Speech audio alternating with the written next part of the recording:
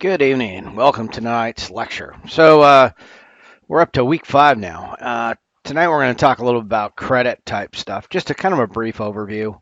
Um, we'll go through some details, but again, credit is pretty powerful. Now, if you misuse it or you can't be disciplined and all, then you got a problem because it's such a powerful tool to be able to harness and use if you can use it properly. And so that's really a skill that you need to do. Now if you're one of those people who just rings up the credit card, that's a problem because it's going to make things much more difficult for you, and it's just going to make things more complex because in certain ways, if you can have a credit card, pay it off every month, and have that available balance, it just simplifies things. It makes things, and practicality wise, if you don't have a credit card, you have a tough time, playing in terms of life. I mean, try and rent a car, try and get a hotel, try and do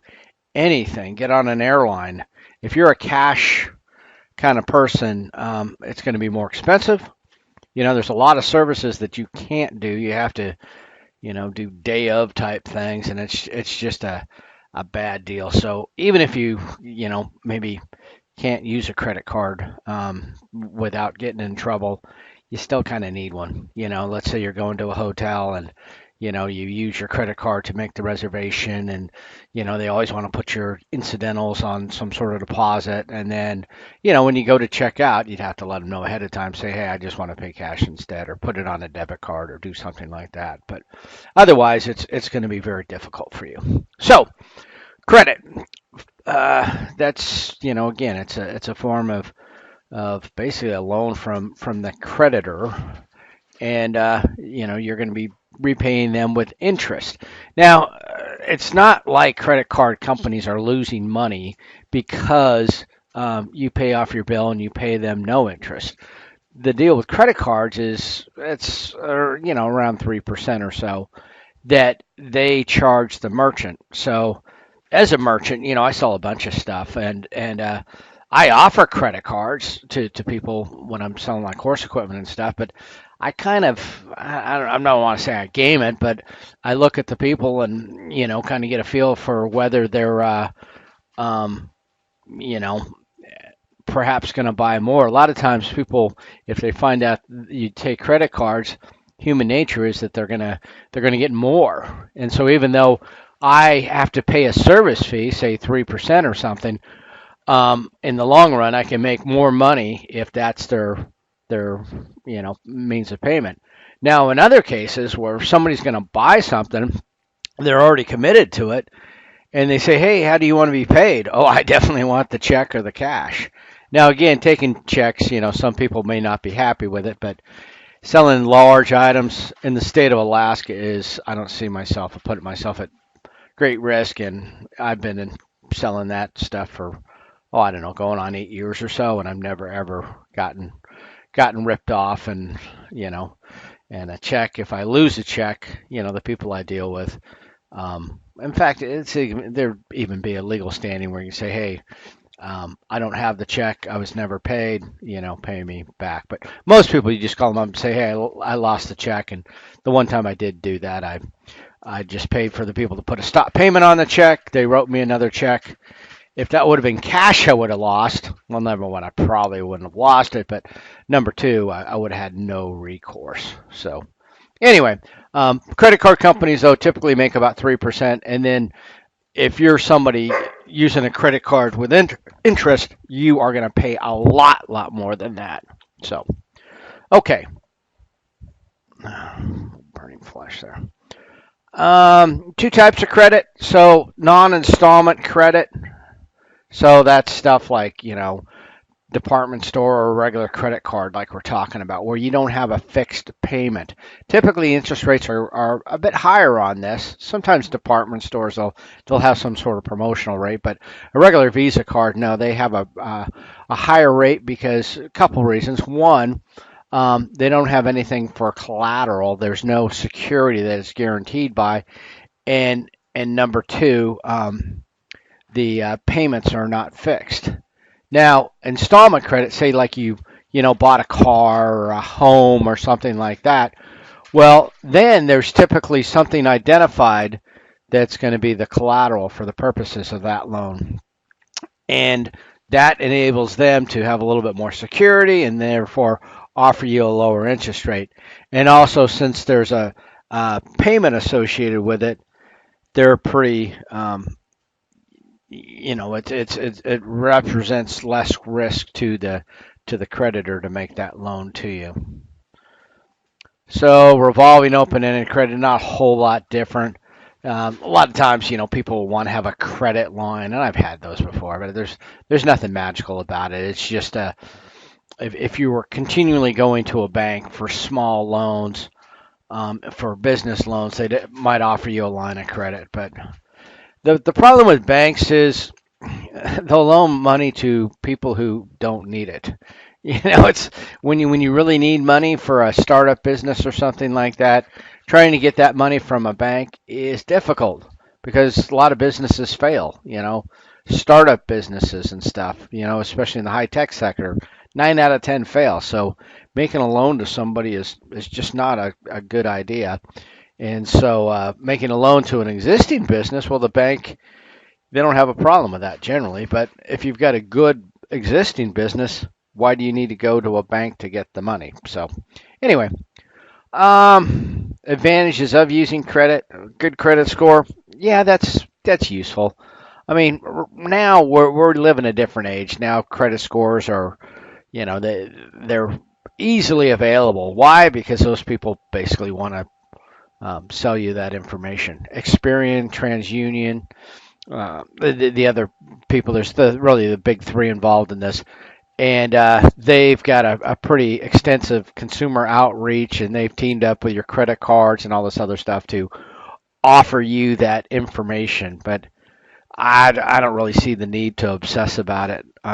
It's pretty easy to estimate what your credit score is gonna do. If you don't pay your bills, your credit score is gonna be bad. If you do pay your bills, your credit score is gonna go up. And having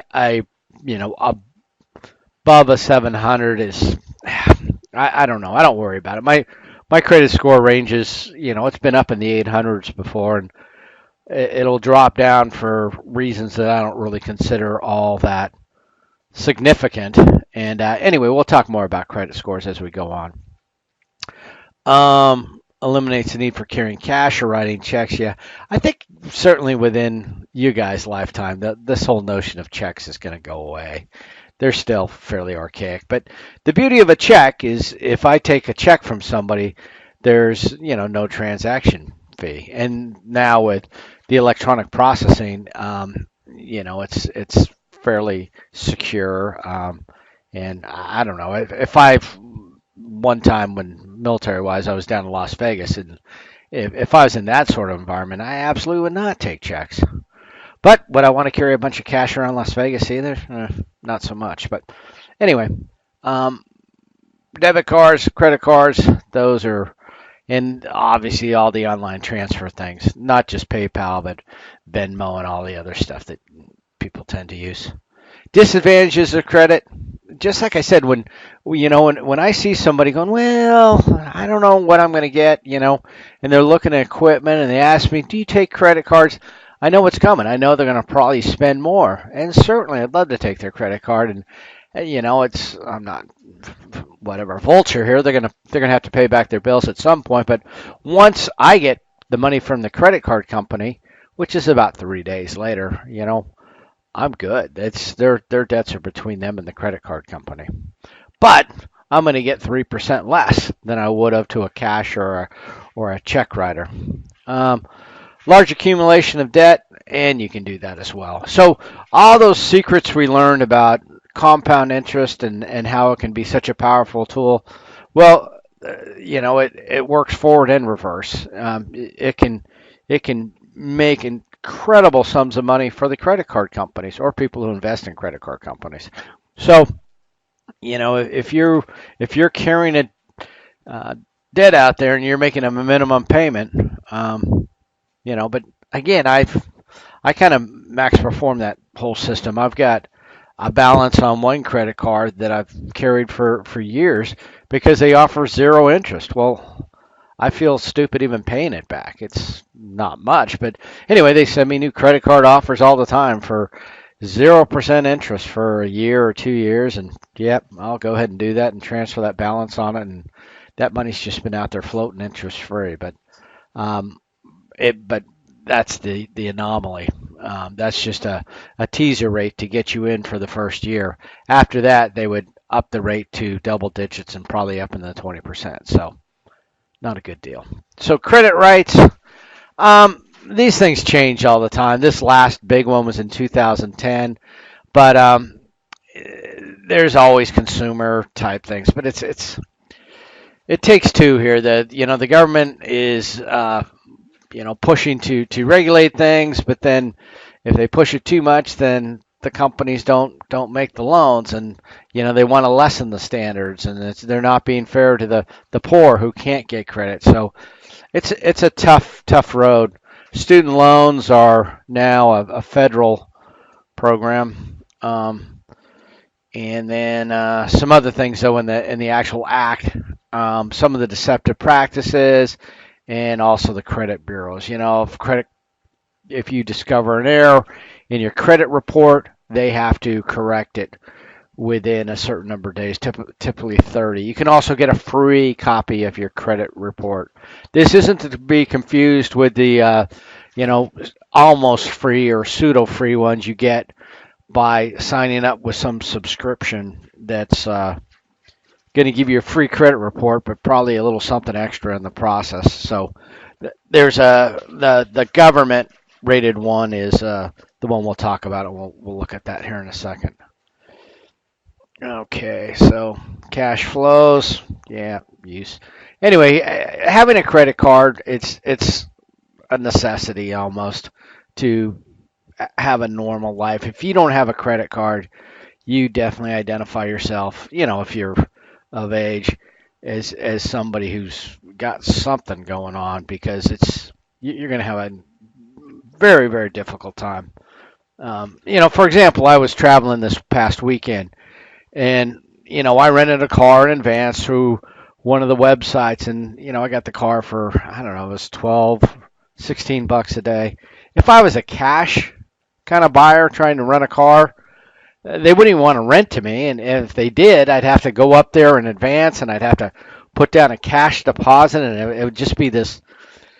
You couldn't even use that service. That's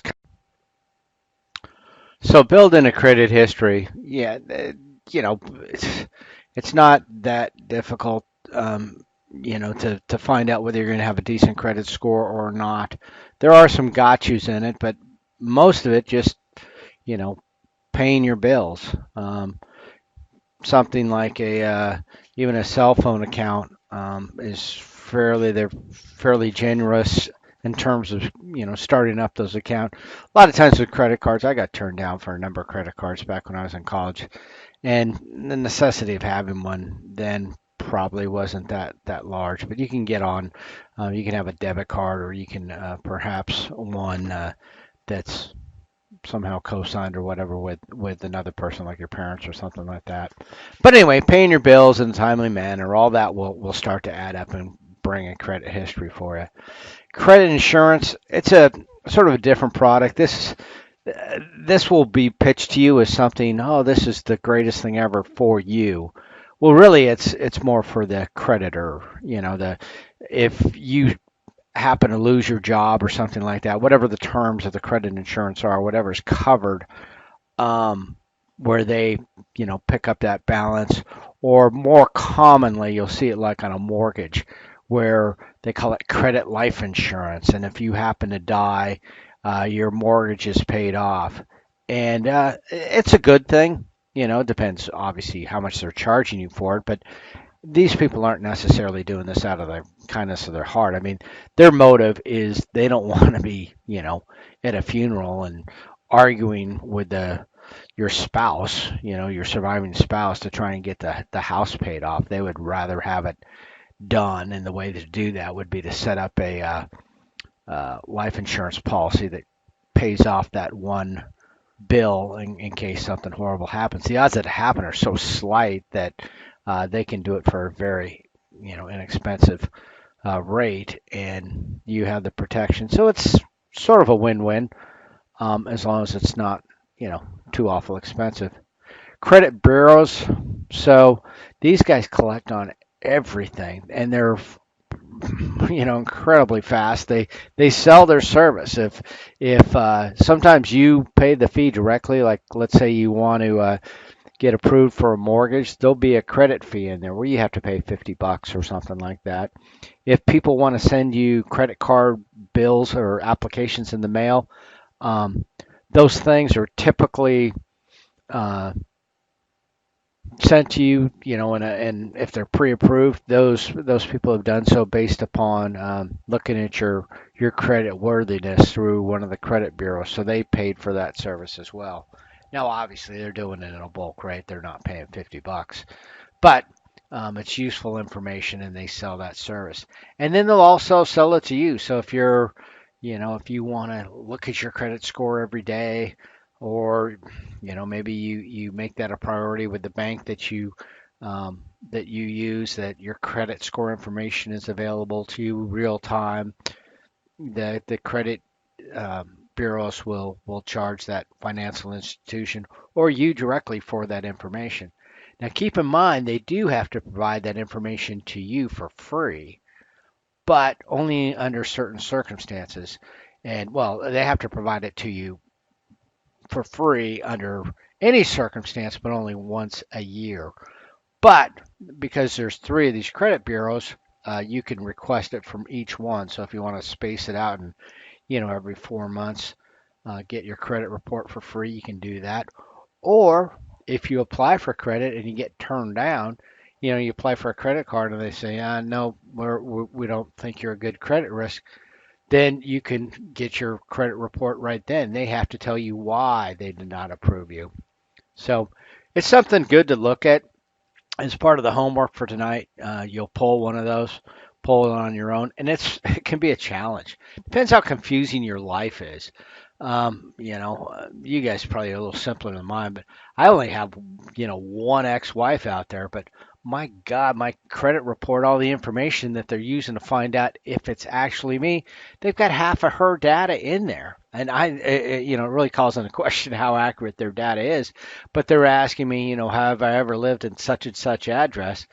And I haven't lived at any of those, and they'll anyway. I know they're looking at my ex-wife's data, so stuff's kind of screwy. But if you do find errors in the financial information though, then you can write them, and they have to make it right. Or you can also put a statement in there if you like. But anyway, if you find an error in there, they have to correct the error. Now, if they, say no, that's the real deal, then you're kind of stuck. But at least they had to justify it. And then yeah, free credit report annually. But like I said, between Equifax, Experian, and TransUnion, every one of those guys would have to provide you one. So if you really wanted it, you could do it 3 times a year. All right. So they're going to need a whole bunch of personal information from you just to get in that credit report when you go online, and I'll show you the site. And so that's what I'm saying. They ask you all these questions that theoretically only you would know, but sometimes, to tell you the truth, you may not even know them. Especially if you've got a confusing situation or have moved around quite a bit. If you've got a bankruptcy or a tax lien, yeah, it's bankruptcies and well, tax liens as well. These things stick with you for some time. Um, and if you see somebody's credit report, I mean, if you as a merchant see somebody's credit report and they have no credit report, well, if they had a bankruptcy and their credit was wiped out, then that no information is it's pretty obvious what happened here. So it takes um, typically 7 years, and then it takes a while for that credit report, the information in your credit report to build back up. So if you declare bankruptcy, you're going to be in um, a bad situation for many years to come. Collection agencies, if you took it that far. Now, if you're just late, like a few weeks or a payment with something, and you pay that one late, it's usually not going to show up as negative information. But if they turn your account, if Visa or some department store or whoever, um, has tried to collect and you're just being a deadbeat, what they'll do is, they'll turn it over to a collection agency. And collection agencies, the way they work is they buy the credit. So let's say you owe a credit card company, you know, $2,000 and they've tried to collect on it and they'll sell it to a collection agency for, maybe $100. But that collections agency has the full entitlement to go after the full 2,000. So that's how they make their money, and that's why they can be very aggressive. Because if they can, shake that $2,000 out of you, and they only paid $100 for it, they're going to be, very happy. So that's why they're going to be fairly diligent in collecting that money. And that's also the credit card company that had to sell off to a credit agency. They got burned by you, and they're going to be a bit angry, and they're going to take it out on the credit report. It'll have all sorts of information on different accounts you open and close. It's pretty interesting though, and it's kind of a good housekeeping thing from a personal finance perspective to go through and look at your credit report, and then you may realize you still have an open account here or there. And I do it all the time. I mean, I just opened an account at Cabela's last week. I've had it two or three times. I'll just open it and then close it after a year or two. But when you use it the first time, they give you, I don't know. I thought it was $25 off and some other promotional stuff for being a new card member. Well, yeah, I'll do that, and then I don't have any use for the card. And even though they're not charging an annual fee, I don't want the credit card open, so I'll just cancel it. And next time I have to make a big purchase there again, a few years down the road, I'll open it back up. But anyway, those some of those accounts that you forget to close, you'll see them on there, and then you have the ability to close them out. A lot of times too, it's very confusing because let's say you open up an account with the Gap or one of those kind of department stores. They typically don't hold their own credit cards. You probably signed up with Capital One or some obscure bank somewhere else or whoever, and it's may not actually say the Gap in the title because they have a third party they're dealing with. And then list the companies that have requested your credit report. So um, this usually marries up pretty closely with the junk mail that you're getting. If you keep getting things from Discover Card, for example, you'll probably see that Discover Card has requested your credit maybe on a few occasions. One thing though that can happen with the credit score, when I was talking about my credit score bouncing around a bit, it didn't have to do with unpaid loans or anything. It had to do with me looking at different lenders. I was going to be buying a big piece of equipment and I wanted to get the best rate possible. So I applied with a couple different banks, some online companies just to compare rates. Well, that kind of scares the credit agencies and they will lower your credit score. In fact, it got to the point where the company that actually held the mortgage to one of my properties sent me a letter saying it looks like you're requesting credit from multiple places. Can we help you out? And I called them up and I said no, I'm good. And they said, well, we're just kind of concerned that our loan is in jeopardy if you're seeking loans from all these other people as well. So they they use some different psychology. And anyway, if for example, let's say you go looking at cars and you start out early in the morning and the salesman says, "Oh, let's run your credit and see how you look, see what your payments are going to be." If you did that and say you went to three different dealers within that day, I would bet that your credit report would probably drop by maybe 50 points or something. Mine, they said I had it, it had the reason for my credit report dropping by, I think it dropped by 60 or 70 points, and it said more than six inquiries over the span of 2 years, which they consider to be excessive. So they make up their own rules, and the different agencies have their own rules. So, just because Experience or TransUnion or they all have the same information, but how they calculate their score is their business. It's all proprietary stuff. So anyway, um, sample credit report. So better than this, you can look at your own. So, and I'm not saying that you'll be able to even access your own. I've been shut down just trying to access it because I can't answer the questions about my own life that they're asking me. They can ask some pretty obscure things. A lot of it has to do with old residences. And if you've moved around a fair amount, trying to remember and get some of the questions right can be difficult. Tell you all the different accounts. Um, yeah, I typically don't see. If I saw something, it said past due, you need to kind of sort that out. Another thing too, just in general, if you happen to miss a payment, like I say on your utility bill, and they haven't cut your power or done anything, it's not probably not going to be reflected in it. In fact, if you just missed it by a day or something like that, and they assess you a charge, I'd call them. I've done this on a number of occasions where, I'll be switching different accounts or whatever, and the payment will get there a day late or whatever. And as long as it's the only, one late payment within that entire year, I've always got them to waive it. And I didn't have to whine very much. I just said, is there anything we can do about this late payment?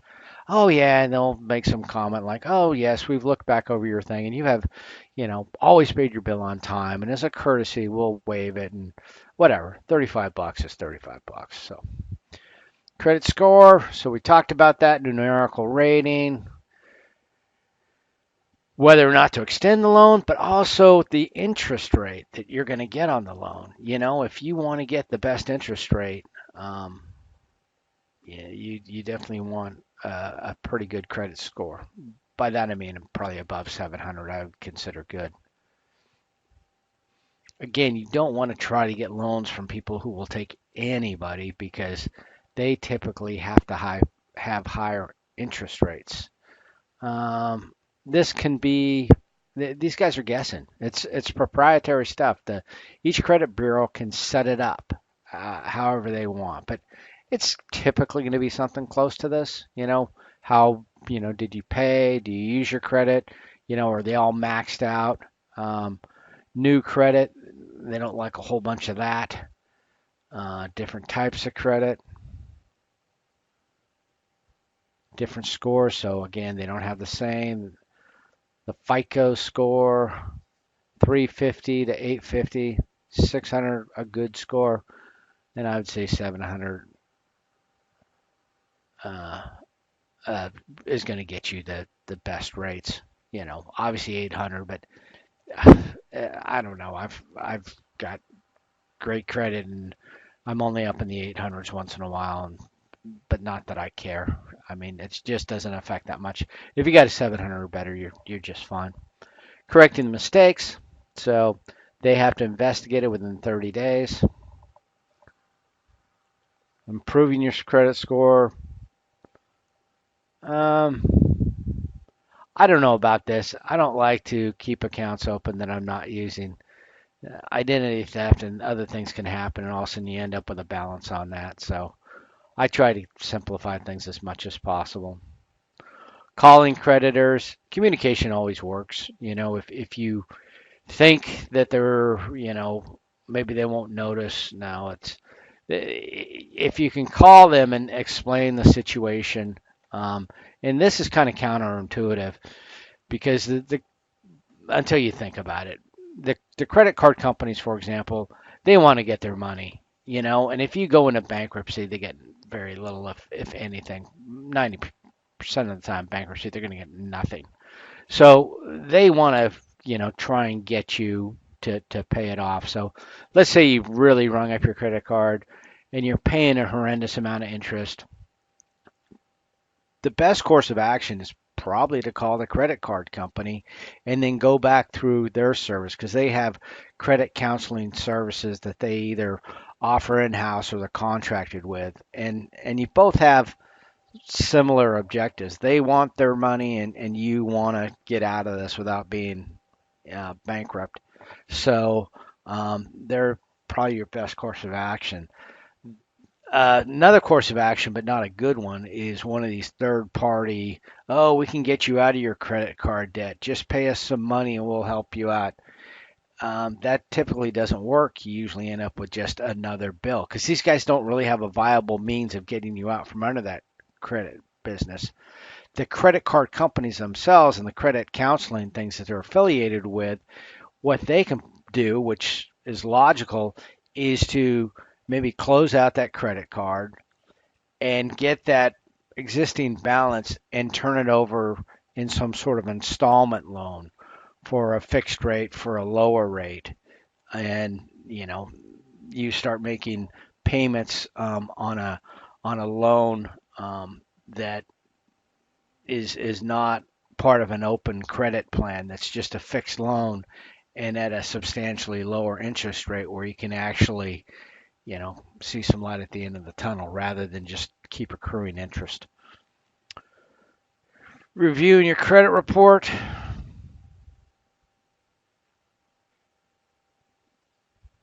See what kind of information. Yep. Anyway, you'll look at the credit report. Depends on your credit history, but it can be 10, 15 pages long. Again, the information on there would be very valuable to somebody who wanted to, um, do get your identity. So that's why this is not to be turned in. This is just to see how it's accessed and take a look at it. Um, Here's what they're showing again. So, when I say good credit is 700 or better, that's over 50% of the people have that. If you're down here in the subterranean area, that's not good. You're not going to be able to get a loan, or if you do, it's going to be very high. So the only way to really do this is through this site right here. So this is a gov site, right? Tradecommission.gov, and they provide the information on it. Now there's other companies, third party, that will also, get you your credit score, but what you want to make sure that you don't do is sign up for some sort of subscription where initially it's free and then it's going to auto renew into some sort of paid service. Uh, the only real free one is the best way to get to it is through the government site. So let's look at it real quick if it'll go. Uh, okay, so this is the FTC. It's obviously a .gov site, and they've got all your different things here, but the free credit report. Now, these guys, this is the government, right? They are not the credit bureau, but they will have the link for where you need to go. So how do I order it? And boom. So if I was just to type in free credit report on Google, I would get hit with, page upon page of entries, most of which would end up costing me, a few bucks to some unending subscription that it's going to be very difficult to get away from. And so now, yeah, I'm leaving your government site, but I'm doing so on a direct referral type thing. And now I'm in. And so I've got the three different ones across your report. And then you start going through the steps. And then they want everything, you know. But it's not so much this stuff, it's the challenge questions. Did you live at this address? And, what's your association with this thing? And they can, depending on how complex things are, they can be fairly complex questions. All right. Mint, banks, credit card companies. Again, a lot of times you can see your credit score, but again, that's not that interesting. The credit score is not on the free credit report. They consider that proprietary information, and somebody's got to pay for it, whether it's you or whether it's the credit card company who's offering to you as some sort of member service, or it's maybe Mint or Credit Karma who's going to sell your data, your personal data to, hey, this person's checking on the credit. Looks like they're going to probably be buying a house. I mean, they're going to do all their algorithmic stuff, and you're going to start getting slammed with solicitations. But you kind of ask for it when you use the free site. Nothing's really free. Identity theft. There's a pretty interesting video I'm going to put on regarding this. In Europe, these guys are, they're whatever, I hate the cliche, but they've taken it to the next level. I mean, they are the cutting edge. The stuff that comes out of Eastern Europe is pretty amazing in terms of credit card cloning and the rest of that. The days of dumpster diving are kind of gone.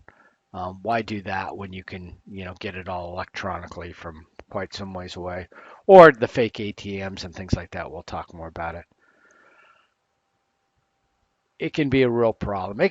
Hopefully, though, if you catch it quickly, it's just a minor annoyance and you move on. Um, all kinds of problems. Individual loss, $1,500. I've never, to my knowledge, lost any money, but that's why if you're on top of it, if you catch it as soon as possible, and you'll see screwy things. I mean, they took my Amazon account, and and when you would go to Amazon to the change password, they'd actually got into my account and they got into my email, and they had basically hacked, so I couldn't get to the site to change the password. They had control of my password and were just buying stuff. I couldn't even access my own account. So that was a pretty serious takeover. So that made it difficult because I'm being turned away from my own account because I now don't know my password because they put their own password in there. But you have to get fairly aggressive and get on the phone and put a hold on the account and start unraveling the process. But it can be done. But timeliness is the whole thing. This whole shoulder surfing, dumpster diving, that's kind of the 80s. We're moving on from there. There's better stuff. Skimming, yeah, it can be done. It can be done electronically. Some people have these wallets, but sometimes it just gets. They do an easier method. I've used credit cards before, and um, they either don't return your credit card or the server will um, you know have some sort of copying thing, and all of a sudden you just start having random charges from it. I had this happen in Eagle River just recently, and I could have sworn I gave them the credit card, and they said, oh no, they gave it to me back. So I left, and sure enough, the next morning the brew pub down the street, I was buying beers for everybody, but it all got corrected because I didn't do it. They didn't have a signature, obviously, since I wasn't there, so it all got undone. But that merchant, it cost them. And that's the thing too. When I take credit cards, if you don't have the proper reader, and now that's why they want the chip, you can still, as a merchant, you can still use the old readers, or you can just take somebody's number, where they just take the digits. But if there's fraud, it comes down on the merchant. The credit card company will not reimburse. So that's why most retailers are fairly anal about wanting to use that chip, because if the chip's been used, then they'll cover the fraud. Pretexting. So there's the tactics are always changing, and that's the only real defense against this, or is to monitor your bills. Phishing, we know what that is. Again, you being UA students, you're going to constantly get things about, oh, your password needs to be changed. Farming, different audiences, crime rings.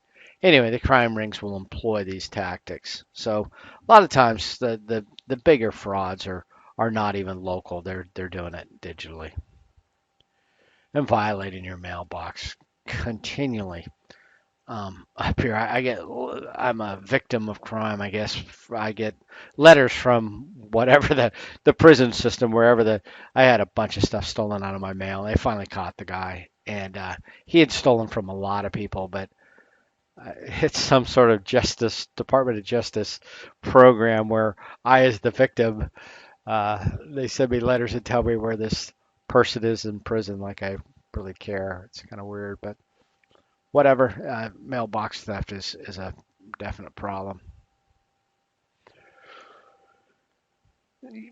Social Security is on very few items anymore. That's why most places people only ask for the last four. You have to know what you had, especially if you're going on a trip. It helps to maybe pull the contents out from your wallet and photocopy it both front and back. So if things do get stolen, you know who to call and what your numbers were. Shredders are nice. Fires work too. They don't do this anymore. Social Security on checks. Phone directory. I mean, these guys aren't really even covering the digital realm. Locked mailbox, rent a PO box. PO box about $80 every 6 months. So do I get ripped off $80 every 6 months plus the hassle of having to go to get it? Uh, it's not worth it to me. Secured sites, very hard to find unsecured sites anymore. Yeah, and then basic phishing and other stuff. Scrutinize bank accounts and statements. So, and I'm talking to the electronic versions because by the time it hits the mail, it's usually approaching the too late date. We're not dealing with that many personal checks anymore. That's a rather broad statement, and having the mail held, that's assuming you trust the people at the post office. Anyway, to think that you can cover every aspect of identity theft is pretty horrendous. I lived in Spain for several years, and they had these ATMs that you would go to, and you put your credit card or your debit card, ATM card in there, and it would say basically no funciona, out of order. And so you're like, I got to go to a different machine. So, you put your card in, it reads it, then you type in your PIN, and then it comes back with the out of order message in Spanish. Well, it wasn't even an ATM. It was just a fake storefront thing. And all they've done is um, scanned your card. You scanned it for them when you inserted it in the machine, and then you typed in the PIN, and then that's attached to another system, and they can drain your account pretty quickly. So you'll see the video, kind of what I'm talking about. There's all sorts of different ways to work that scam, but they all seem to work pretty well. Identity theft insurance. Yeah, never had one. Kind of tough. Every time my identity gets exposed and whatever company gets ripped off, they give you these credit monitoring systems, but um, some are good. Some are usually just too late to react. But again, taking action as soon as possible. Not that the police are going to do anything for you. This is like the Big Lebowski. They got a lot of things to do, and your credit card thing is probably not the most pressing issue, but as part of one of the identity theft things where I was ended up paying some lady's cable bill in Florida because they had access to my account. I had to go down as part for the bank. I had to get a police report for them, so it was completely a joke. Go to a police station. I think I paid 15 or $20 and put down some details, and they stamped it. And yeah, there was no the boys at the crime lab they just don't have that kind of time. Let's put it that way. Federal Trade Commission. So you can see why these things might take a while. Uh, if you would catch it early and avoid this whole process, that would be helpful. Credit reporting, if there's been some adverse action taken upon you and it wasn't you. But again, trying to unwind all this stuff is a nightmare. If you catch it quickly, nip it in the bud, you will not have to go down this route, hopefully. Um, how to find all these people? Easy. Their names and numbers are out there.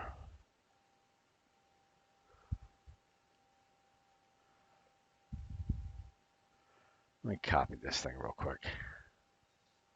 Oh, it won't let me copy.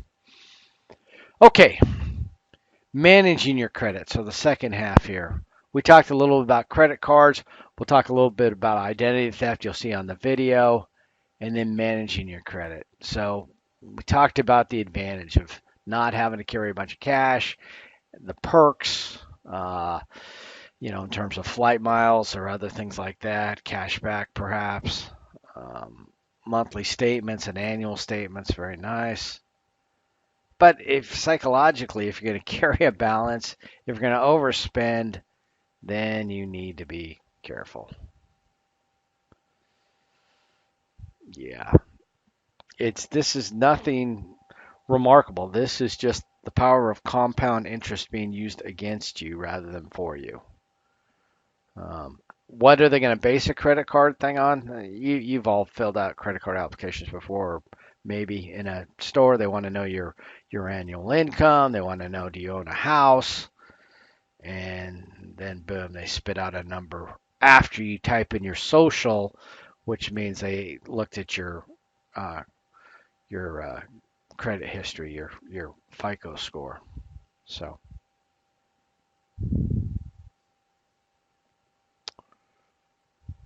yep.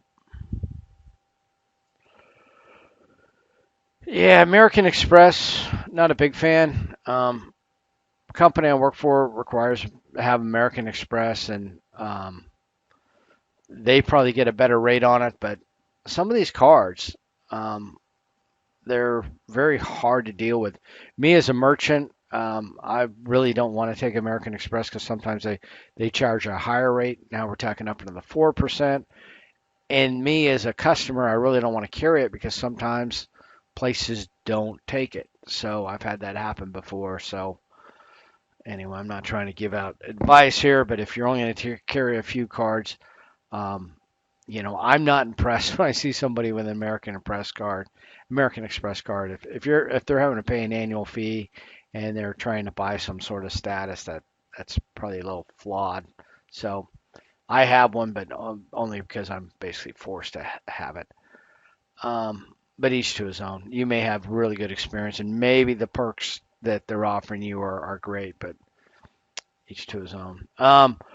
Retail proprietary cards. So this would be, what I was talking about, like a Gap card or a Kohl's card or something like that, where you basically to get a good price at that particular retail establishment, you have to be a credit card member. I mean, if you go in there without any one of those things, you're not buying at the normal price. Their normal price is based upon the perks that they're going to offer you by you being a special member or whatever.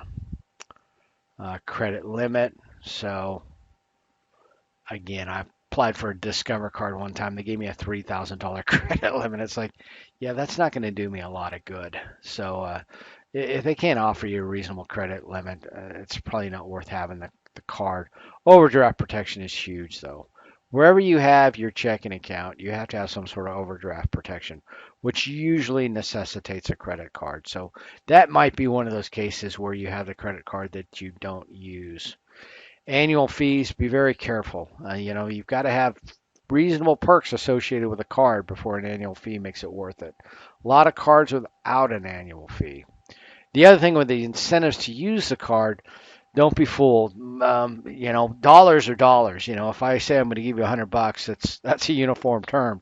But if somebody credit card company says I'm going to give you 50,000 miles, well, I've had some of these credit cards where 50,000 miles won't even get you to Seattle, where other cards, 50,000 miles on a good day, will get you to Europe. So there's the not only look at the miles that are awarded, but look at what the value of the miles are with their particular program, if that's what you're doing it for. And then there's some that people want the cash back or whatever works for you. Some people will have no perks, but they'll have a lower interest rate on their charges. But lower is only relative. If you're using a credit card to finance things, that's probably not a smart thing unless it's one of these cards that's associated with a business, like maybe Lowe's or Home Depot, where they have 6 months interest free on projects, and then you just pay it off before that time hits or cancel it and do it again. Um, so for their incentives, grace period. So the grace period is what I was talking about when I say pay it off before that payment is due. So you paid off basically each month before the statement closeout date. And again, you have to read the terms of the contract, and per the laws we were talking about that went in place in 2010, it's got to be spelled out, in bold-faced type what's actually happening here. But most credit cards, once you get the bill and it says due by, say, February 18th, if you pay it by the 18th in full, there will be no interest paid. So that's kind of what you're looking for, and that makes you a convenience user. If you are going to get into interest rates, yeah, it can be fairly complex, and or the calculating the average balance or the highest balance during the period, or a bunch of things that I don't typically get involved in. Um, and then cash advances. These have no grace period. You take a cash advance, number one, you're paying a fee generally up front, somewhere, 10, $20 just for using your convenience check that they gave you that looks like a check but it's really not. Or if you use your credit card like an ATM card, they'll assess a fee and then they'll start charging interest that day. There is no grace period.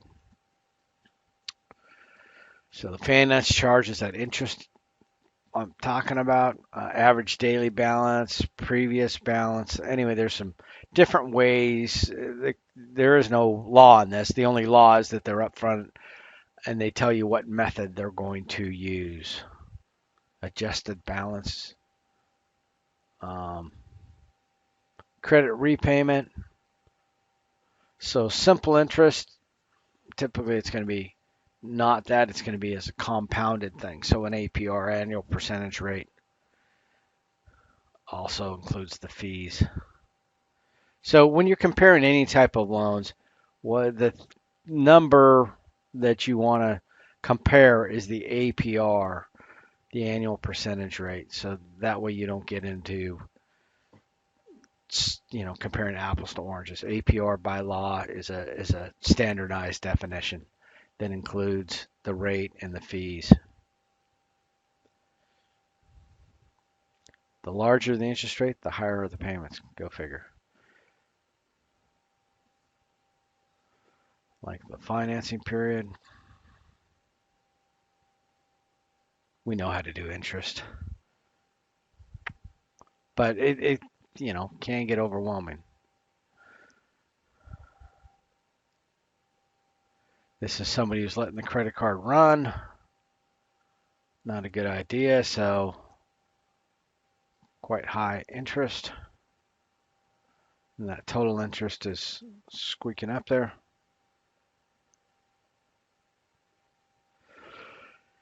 So I look at this every month, on the ones that I have, because I've taken for different pieces of equipment. Maybe they'll say, no finance charges, and so I want to look at that statement every month to make sure that truly there are in that category. There's all zeros, and these things are fairly, cutthroat in terms of if you miss a payment, all bets are off now, and they start, you know, assessing you finance charges right then. So if you do have one of these promotional loans on a credit card, you want to make sure you hit that monthly payment on time. Otherwise, they will start charging you interest, and basically the deal's off, and you're in a bit of trouble. Always scrutinize, yes.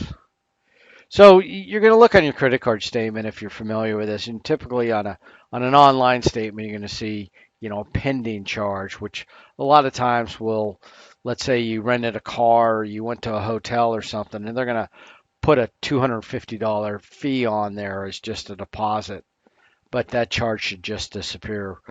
And typically you can't even appeal during that process. It's got to go finalized, but if you see, stray locations on there, you can certainly call up and put a hold on it and stop that, from going any further.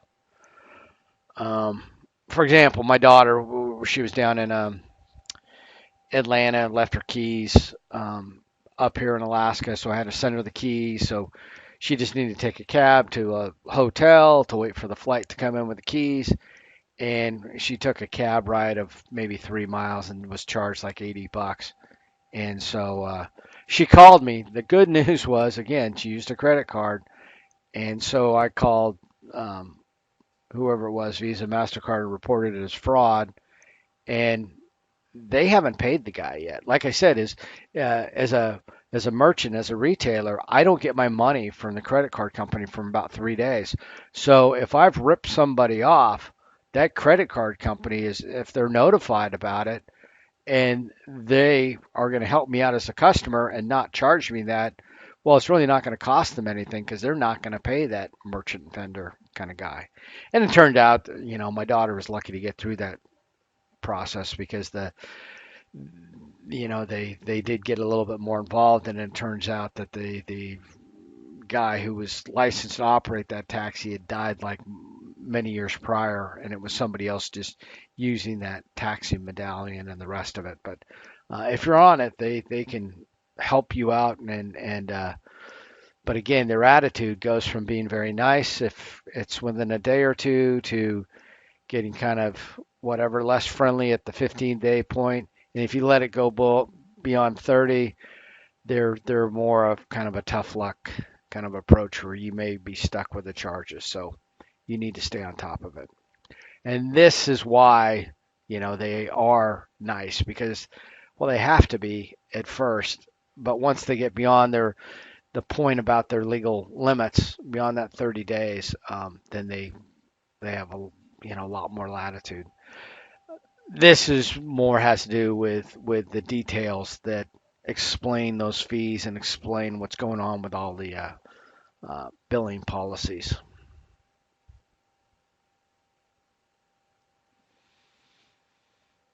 Yep, all sorts of laws, and this is just from 2010. So there's been more that have surfaced, but some are helpful, some are not. Some are just more paperwork, or sometimes they actually diminish your ability to recover. Yeah, so don't use a credit card unless you can pay the bill. Um, yeah, if you don't have the money, don't use it again. Pay credit card bills. If you think you're better off investing money, if you think you can get 20% in investing, well, I would say you're not investing. I'd say you're speculating, and that's inherently going to be a little riskier. Credit cards are a guaranteed loss of money if you're carrying a balance. Um, so yeah, there's very few investments, very few things you can do with your money that are going to pay more than you getting rid of that credit card debt. So, and the credit repair services, those are sort of the third party people I was talking about that act like they're there to help you out, but really just add one more bill. You're better off being upfront with the credit card companies themselves and dealing with them. Another graph.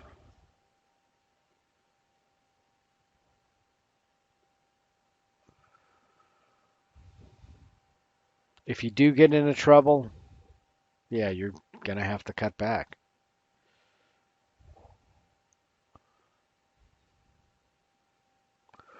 So bankruptcy, I talked about it a little bit before.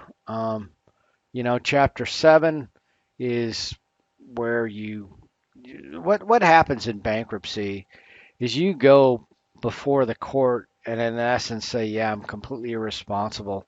I can't manage my money. Will you do it for me? And so you've given them the latitude to kind of, you know, come into your life. So if you declare bankruptcy, but you got this, you live in a nice place with a big TV and all this other stuff, the court can literally go, yeah, you don't need all this. We're going to sell part of this. Before we put this all on the creditors, you're going to have to cut back in your lifestyle, and we can, you're going to provide us a list of everything you got, and we'll decide what you get to keep. And oh, by the way, we're going to trash your credit, and it's not the easy way out, is what I'm trying to say. It's definitely frowned upon.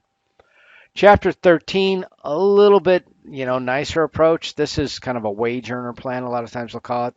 This is where you've got a job, you've got some sort of situation, and a lot of times too, my previous statement was probably a little harsh, because a lot of times what gets people into these problems is something like medical bills or something. So yeah, if you've got some sort of sickness, or especially if you've got a spouse or children, and it comes down between paying the rent and taking care of that other person, and you're like, screw it, I'm going to go bankrupt.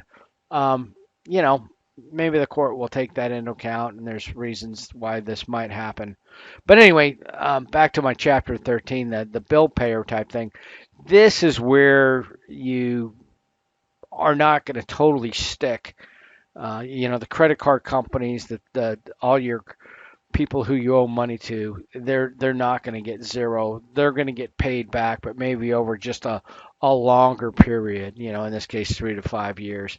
And because that's happening, the court will probably not be as harsh on you, and you'll be able to keep some of your assets, and the uh, you know implications will be a little less severe upon you. But anyway, bankruptcy is it could happen, but if it's just you running up your credit cards out of buffoonery, yeah, the court is not going to be kind to you. Um, yep, more personal decisions, and then the homework. So go to that site, that FTC site, and take a look at it. See if there's any extraneous information. You can also look at your options for getting your credit scored, your FICO score, if you want it. But again, they don't have to give that to you for free. And so somebody through some mechanism is going to get paid to get that score, but the charges are probably not that high. So like I say, your bank or your credit card company may give that information to you for free, but the value of it's not something I would really worry about too much. And then a generic problem, chapter 8, page 229, problem 6. All right, that'll do it for this evening.